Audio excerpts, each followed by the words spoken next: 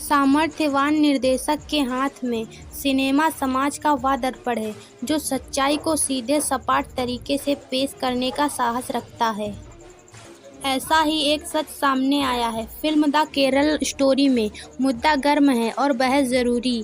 कहानी का क्षेत्र सीमित है मगर संदेश का स्तर हर ओर है। द केरला स्टोरी का सबसे हृदय विदारक दृश्य है जब एक बेटी अस्पताल में हार्ट अटैक के कारण बेहोश पड़े अपने पिता के कमरे में आती है और मां से कहती है, हार्ट अटैक अल्लाह का कहर है। फिर अपने पिता के पास जाती है और उनके माथे पर थूक देती है। गलती सिर्फ यही कि उसके कम्युनिस्ट नास्तिक पिता उसके इस्लाम स्वीकार करने के खिलाफ थे। उसे बताया जाता है कि जो अल्लाह को नहीं मानता वह काफिर है और काफिर होने का गुनाह तब तक माफ़ नहीं होता जब तक उसे पत्थर ना मारा जाए या उसके माथे पर थूका ना जाए। कल तक अपने बड़ों के सामने सिर झुकाए रखने वाले बच्चे कैसे इतने बदल सकते हैं। सवाल है कि जिस धर्म संस्कृति के साथ उन्होंने जीवन के 18 से 20 साल व्यतीत किए, आखिर क्यों एक झटके में उसे खारिज ही नहीं करते बल्कि उसे मिटाने में लग जाते हैं। इसका जवाब इस सवाल में है कि मतांतरण की इस तरह के विश्वव्यापी दुष्चक्र का सामना करने के लिए हमने अपने बच्चों को कितना तैयार किया है। द केरल स्टोरी के अंतिम दृश्य में गीतांजलि पिता से कहती है, इसमें गलती आपकी भी है। पापा, आपने विदेशी दर्शन के बारे में तो बताया मगर अपने ही धर्म और संस्कृति की कभी चर्चा नहीं की। सच यही है कि स्वतंत्रता के बाद से ही विज्ञानी शिक्षा के नाम पर धर्म के बारे में हमें बहुत चुनिंदा जानकारी दी गई। इस्लाम के जुड़ते ही सब महान हुए। औरंगजेब और टीपू सुल्तान तक की अच्छाइयाँ पढ़ाई गईं। सूफियों के तो कहने ही क्या। इसके बरक्स रामायण से लेकर वेदों तक सवाल खड़े कर उनसे दूर रखने की कोशिशें होती रही। क्या यह संयोग है कि केरल स्टोरी की पृष्ठभूमि केरल बनती है, देश का सबसे पढ़ा लिखा प्रदेश। कहानी यहीं से आगे बढ़ती है। द केरल स्टोरी में शालिनी उन्नीकृष्णन, नीमा, गीतांजलि और आसिफा नर्सिंग की पढ़ाई के लिए एक ही कमरे में रहती हैं। आसिफा वास्तव में आईएसआईएस के रैकेट का हिस्सा है जिसमें उसे अपने साथी लड़कियों का मतांतरण कर इस्लाम के लिए लड़ने सीरिया भेजने की जिम्मेदारी दी गई है। आसिफा अन्य लड़कियों में उनके धर्म पर संदेह पैदा कर उनकी आस्था को तोड़ती है। आसिफा शालिनी से जब हिंदू देवताओं के बारे में पूछती है तो वह पहले भगवान शिव और फिर श्री राम का नाम लेती है। आसिफा कहती है, राम तुम्हारी क्या रक्षा करेगा जब रावण से अपनी पत्नी को बचाने के लिए उसे वानरों की मदद लेनी पड़ी।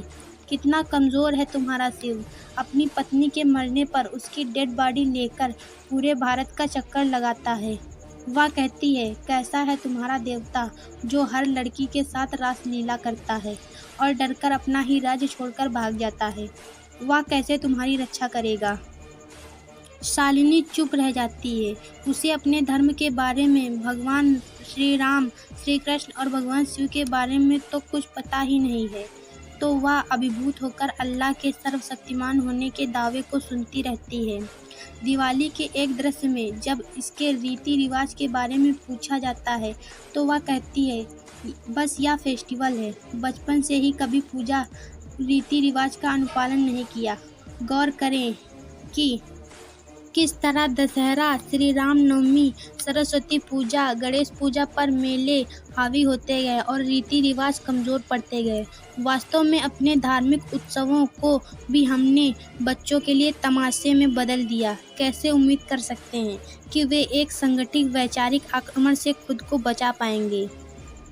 इसके आगे फिल्म में दिखाया गया है कि आसिफा को अपने धर्म के बारे में भी पता है और अन्य धर्मों के बारे में भी, क्योंकि आसिफा को बचपन से बताया जाता रहा है।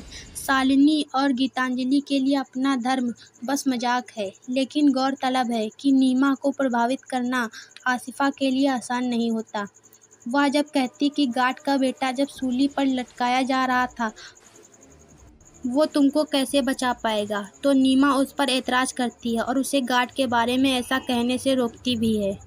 शायद इसलिए कि बचपन से ही चर्च जाना, धार्मिक रीतियों में भाग लेना उनकी दिनचर्या में शामिल रहा है। वास्तव में एक हिंदू धर्म ही है शायद जहां अपने बच्चों को अपने ही धर्म की छाया से दूर रखने की कोशिश की जाती है। रिलीजन के कॉलम में वे हिंदू लिखते हैं अवश्य हैं, लेकिन उन्हें पता नहीं कि वे हिंदू क्यों हैं। बाकी बातें अपनी जगह हैं। द केरल स्टोरी का एक सीधा संदेश है, बच्चों को अपने धर्म की मुकम्मल शिक्षा देनी चाहिए, अपने धर्म पर, अपनी धार्मिक पहचान पर गर्व करना सिखाना चाहिए। इस्लाम सिखाता है ना, कोई भी मुस्लिम कितना भी प्रगतिशील क्यों ना हो, कितने भी ऊंचे पद पर हो, कितना भी पढ़ा लिखा हो, अपनी दाढ़ी और टोपी को शान के साथ पहनता है। आप किसी मुस्लिम को टीका लगाने की सोच भी नहीं सकते। वह बेहिचक किसी अन्य धर्म के व्यक्ति को अपनी टोपी पहनाता है, 5 वक्त नमाज पढ़ने जाता है, अपनी धार्मिक किताबें पढ़ते हैं। वहीं हिंदू पढ़ाई शुरू करते ही सबसे पहले बच्चों को धार्मिक पहचान से मुक्ति देते हैं। कोई ज़रूरत नहीं जनेऊ की, शिखा की, चंदन टीके की, मंदिर जाने की, तुम पढ़ाई पर ध्यान लगाओ। रही सही कसर कॉन्वेंट वाले नृत्य सवेरे प्रार्थना के नाम पर अंग्रेजी प्रेयर करवाकर पूरी कर देते हैं।